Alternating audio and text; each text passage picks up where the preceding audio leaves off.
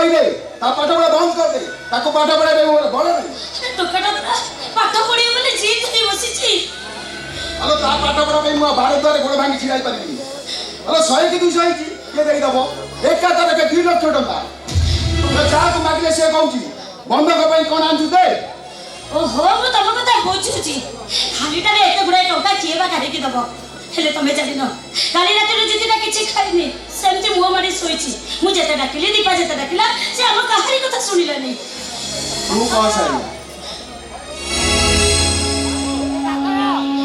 ଆଲୋ ତୁ କହ ଟଙ୍କା ଯୋଗାଡ଼ କରିପାରୁନି ବୋଲି କାନୁ ଆଉ ଦୀପାର ବାହାଘର କରିପାରୁନି ସାଇ ପଡ଼ିଶା ଗାଁ ଲୋକ କିଏ କେତେ କଥା କହୁଛନ୍ତି ହେଲେ ମୁଁ ନ ଶୁଣିଲା ଭଳି ଚାଲି ଯାଉଛି ସରବରେ କାହାରିକି କିଛି କହିପାରୁନି ଭାବୁଛି କୁଆଡ଼ୁ ଆଉ କେମିତି ଆଉ ଟଙ୍କା ଯୋଗାଡ଼ କରି ସେ 2 ଜଣଙ୍କର ଏଇ ଫଗ୍ନରେ ବାହାଘରଟା ସାରିଦେବି ମାଉସୀ ମଉସା ତମେ ସେଠି ଛିଡ଼ା ହେଇଛ ଜିତୁର ବ୍ୟାଗ କାନ୍ଧରେ ପକେଇ କୁଆଡ଼େ ଯିବା ପାଇଁ ବାହାରିଲାଣି ବୋଧେ ତାକୁ କେହି କିଛି କୁହନି ସେ ଯୁଆଡ଼େ ଯିବାର ଅଛି ଯାଉ କ'ଣ ହେଇଛି ମାଉସୀ ତମେ ଏମିତି କ'ଣ କହୁଛ ଜିତୁ ପରା ପାଠ ପଢ଼ିବା ପାଇଁ ଆଜି ଦିଲ୍ଲୀ ଯିବ ଏ ମା ଟଙ୍କା ଯୋଗାଡ଼ ହେଇପାରିଲାନି 7 ଦିନ ହେଲା ବାବୁ ପୁଅ ଦିଟା ସମସ୍ତଙ୍କର ହାତ ଗୋଡ଼ ଟେଉରା ହଉଛି ହେଲେ 100 କି 200 ହେଇଛି କିଏ ଦେଇଦବ ଏକାଥରକେ 2 ଲକ୍ଷ ଟଙ୍କା ଆରେ କିଏ ଦବ କୋଉଠୁ ଆସିବ ମଉସା ତମେ ଗୋଟେ କାମ କର ଆମର ସେ ଗୃହଟାକୁ ବିକ୍ରି କରିଦିଅ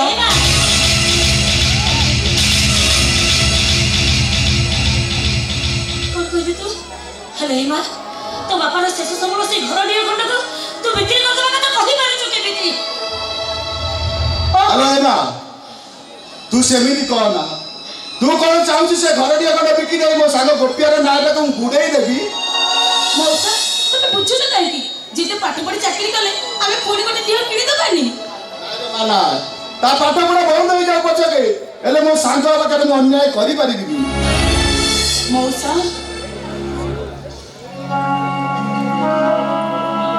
ମୋ ବାପା ବୋଉ ମରିଗଲା ପରେ ମୁଁ ପରେ ଏ ଘରେ ଜଣେ ଝିଅ ହେଇସାରିଛି ଏ ଘରର ସୁଖ ଦୁଃଖରେ ତମମାନଙ୍କର ଖାଲି କର୍ତ୍ତବ୍ୟ ଅଛି ମୋର କ'ଣ କିଛି କର୍ତ୍ତବ୍ୟ ନାହିଁ ମୁଁ କ'ଣ ଜିତି ପାଇକା କିଛି ବି କରିପାରିବିନି କିଏ କହିଲେ ତୁ କିଛି କରିପାରିବୁନି ବୋଲି ତୁ ତ ଜିତୁ ପାଇଁ ତୋ କାନରେ ସୁନା ମଶାଇ ବି ରଖିନି ତାକୁ ବିକ୍ରି କରିଦେଇଛୁ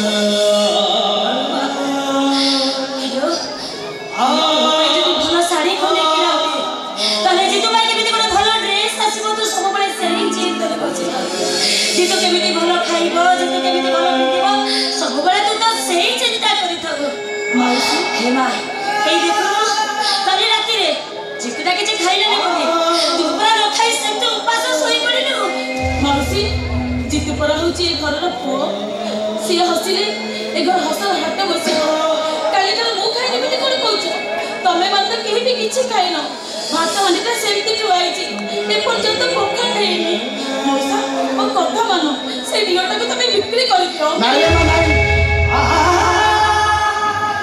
ତୁ କ'ଣ ଚାହୁଁଛୁ ସେ ଘର ଡିଅ କ'ଣ ବିକି ଦେଇ ମୋ ସାଙ୍ଗ ପାଖରେ ମୁଁ ଦୋଷୀ ହେଇଯିବି ଜିତୁ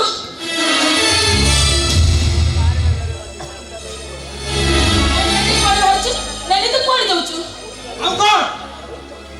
ଆଉ କ'ଣ ଏ ଘରେ ରହି ଭାଇ ଭଉଣୀ ଢୋଲ ବଜେଇବି 7 ଦିନ ଭିତରେ ମୋର 2 ଲକ୍ଷ ଟଙ୍କା ଦରକାର ଟଙ୍କା ନ ମୋର ଏଡମିସନ ହେଇପାରିବନି ସେଇ ମୋ କଥା ଶୁଣୁନ ଏ ଘର ପଡ଼ି ରହି ଅନ୍ନ ଧ୍ୱଂସ କରିବି କାହିଁକି ଯାଉଛି କୋଉ କମ୍ପାନୀରେ ଗୋଟେ ଚାକିରି କରିବି ମୋ କଥା ଶୁଣେ ତୋ ପାଠ ପଢ଼ା ପାଇଁକା ଟଙ୍କା ଯୋଗାଡ଼ କରିବାରେ ଆମେ ସମସ୍ତେ ଲାଗି ପଡ଼ିଛୁ ତା ଛଡ଼ା କାନୁଟା କାଲିଠାରୁ କୁଆଡ଼େ ଯାଇଛି ଯେ ଏପର୍ଯ୍ୟନ୍ତ ଦେଖା ନାହିଁ ସେ ଆସିବା ପର୍ଯ୍ୟନ୍ତ ଟିକେ ଅପେକ୍ଷା କରେ ଆଉ ମୁଁ ଏ ଘରେ ଅପେକ୍ଷା କରିବାର ନାହିଁ ଆରେ ଯାଉନୁ ଯା କମ୍ପାନୀରେ ଚାକିରି କରିବୁ ଯା ହଁ ଯାଉଛି ବାହାରି ଯିବା ନା ଏଇ ମୁହୂର୍ତ୍ତରେ ଏ ଘର ଛାଡ଼ିବା ମୋ ସୁନା ବେଟା ପରା ମୋ କଥା ଟିକେ ଶୁଣେ ମୋ କଥା ଟିକେ ଶୁଣେ ଏ ମୋ ଆଗରୁ ଉଠି ଯା କହୁଛି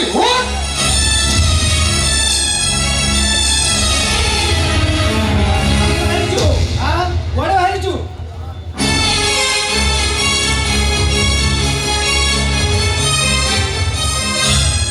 ଆରେ ମଙ୍ଗୁଡ଼ା କୁଆଡ଼େ ବାହାରିଛୁ ଆରେ ତୁ କାଲି ତୁ ନିଜେ ଖାଇଲୁନି କି ଆମେ 4 ଜଣଙ୍କୁ ଖାଇବାକୁ ଦେଲୁନି ଆମ ସମସ୍ତେ ଉପବାସରେ ରହିଲୁ ଆରେ ତୁ ଏମିତି ଘର ଛାଡ଼ି ଚାଲିଗଲେ ଆମ 4 ଜଣଙ୍କ ଅବସ୍ଥା କ'ଣ ହବ ଜାଣିଛୁ ତ ଆଉ ଏ ଘରେ ଚୁଲି ଜଳିବନି।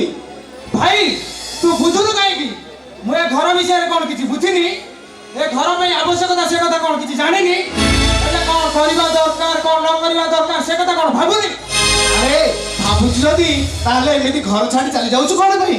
ଭାଇ ଆଜିକାଲି ବିଟେକ୍ କରିବା ମାନେ ଅଧା ପାଠୁଆ ସହିତ ସମାନ। ଭାବିଥିଲି ଏମଟେକ୍ କରିବି, ଏମଟେକ୍ କଲେ ଭଲ ଚାକିରି ଖଣ୍ଡେ ମିଳିବ, ଘର ଆମର ପରିବର୍ତ୍ତନ ହେଇଯିବ। ଯଦି ଏଇଟା ମୋର ପୂରଣ ହେଲାନି ମୁଁ ଏ ଘରେ ରହି ବୋଝେଇବି କାହିଁକି? କମ୍ପାନୀରେ ଗୋଟେ ଚାକିରି କରିବେ। ଓ ବୁଝିଲି ବୁଝିଲି, ରାଗ ତମ ତମ ହୋଇ ଏ ଘରୁ ବାହାରି ଯିବାକୁ ବସିଛୁ। ଯାଇ କୋ ଛୋଟ କମ୍ପାନୀରେ ଗୋଟେ ଚାକିରି କରିବୁ, ନିଜେ ରୋଜଗାର କରିବୁ, ନିଜେ ଖାଇବୁ। ଆଉ ଏ ତତେ କିଏ ଝିଅ ଦେବେ ନା? ତୁ ବାହା ହେଇପାରିବୁ ନା? ଭାଇ ଆଉ ତୁ କ'ଣ କହୁଛୁ? ମୁଁ ଏ ଘରେ ରହି ଅନ୍ନଦାସ କରିବି? ମୁଁ ଯଦି ପାଠ ପଢିବି, ପାଠ ପଢିବା ପାଇଁ ମତେ 2 ଲକ୍ଷ ଟଙ୍କା ଦରକାର। ତୋର ଯେତେ ଟଙ୍କା ଦରକାର ମୁଁ ଦେବି। ଆରେ ଦେବି କ'ଣ, ଏଇ ନେ ପୁରା 2 ଲକ୍ଷ ଟଙ୍କା, ଏଇ ଧର।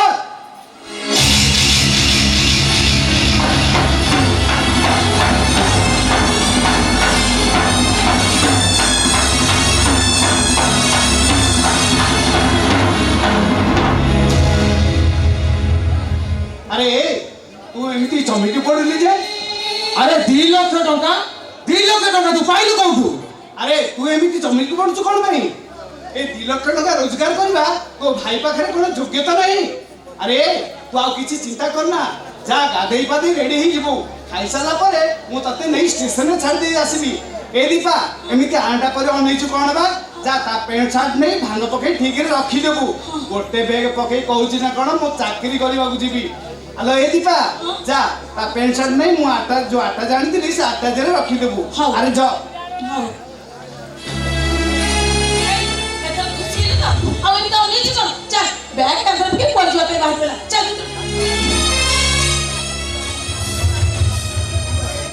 ଆଲୋ ଏ ଦୀପା ଗଲା ବେଳେ ଟିକେ ଜଗନ୍ନାଥଙ୍କୁ ଜଣେଇ ଦେବେ ଯିବୁ। ଯା।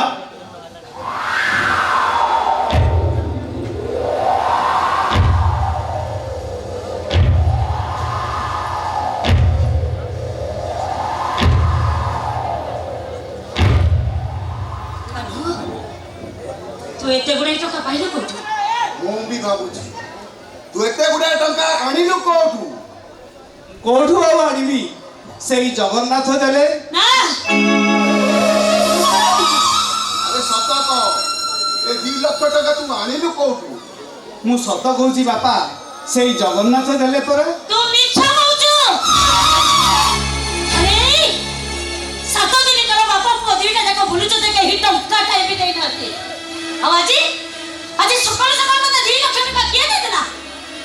ମୁଁ ସତ କହୁଛି ରେ ବୋଉ, ସେଇ ଜଗନ୍ନାଥ ଦେଲେ। ଏ ଚୁପ୍ କର,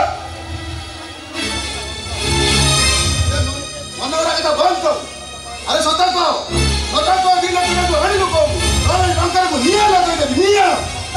ଆଲୁ ତତେ ତ ବୋଉର ନିୟମ।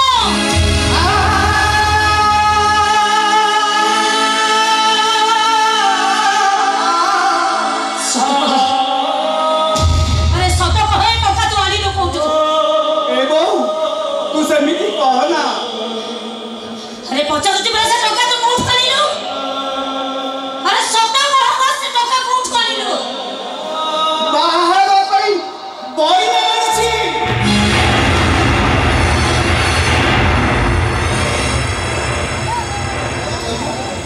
ଆରେ ତୁ କଣ କହିଲୁ? ତୁ ବାହା ହେବା ପାଇଁ ବଇନା ଆଣିଛୁ? ଆରେ ତୋ ମୁଣ୍ଡ ଖରାପ ହେଇଗଲାଣି ନା କଣ? ହଁ ବାପା, ମୁଁ ବାହା ହେବା ପାଇଁ 2 ଲକ୍ଷ ଟଙ୍କା ବଇନା ଆଣିଛି। ଆରେ କାହାକୁ ବାହା ହେବା ପାଇଁ ତୁ 2 ଲକ୍ଷ ଟଙ୍କା ବଇନା ଆଣିଛୁ? ସେଇ ଯୋଉ ଆରଗା ମହେଶ ମହାପାତ୍ର ତାଙ୍କ ଝିଅ ଶ୍ରିୟାକୁ ବାହା ହେବା ପାଇଁ ବଇନା ଆଣିଛି। ଶୁଣୁଛୁ ସାରିଆ, ତୋ ପୁଅର ମୁଣ୍ଡଟା ଖରାପ ହେଇଗଲାଣି। ଆରେ କହୁଛି କଣ ଆରଗା ମହେଶ ମହାପାତ୍ର ଝିଅ ଶ୍ରିୟାକୁ ବାହା ହେବା ପାଇଁ 2 ଲକ୍ଷ ଟଙ୍କା ବଇନା ଆଣିଛି? ଏଇଟା ପାଗଳ ହେଇଗଲାଣି। ବାପାଠୁ ମାଡ଼ ନ ଖାଇଲା ପର୍ଯ୍ୟନ୍ତ ଇଏ ସତ କଥା କହିବନି। ହ୍ୟାଲୋ, ଯା ତୋ ବାଡ଼ିରେ ନେଇ